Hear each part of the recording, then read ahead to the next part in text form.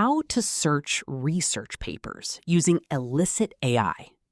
First, open your web browser and go to elicit.com. Then, sign into your account or create a free account if you don't already have one. Once you're on the Elicit dashboard, click New or open the main search page, depending on the current interface. Next, click the search box and enter your research question. For example, type, "What are the effects of artificial intelligence on healthcare?" After entering your question, click Search or press Enter.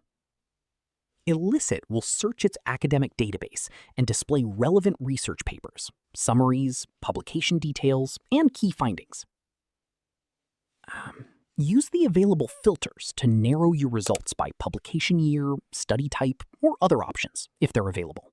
Click on a paper to view more details, read the AI-generated summary, and explore the abstract or linked source when available.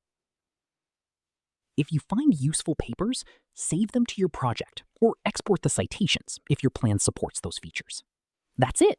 You've successfully searched for research papers using Elicit AI.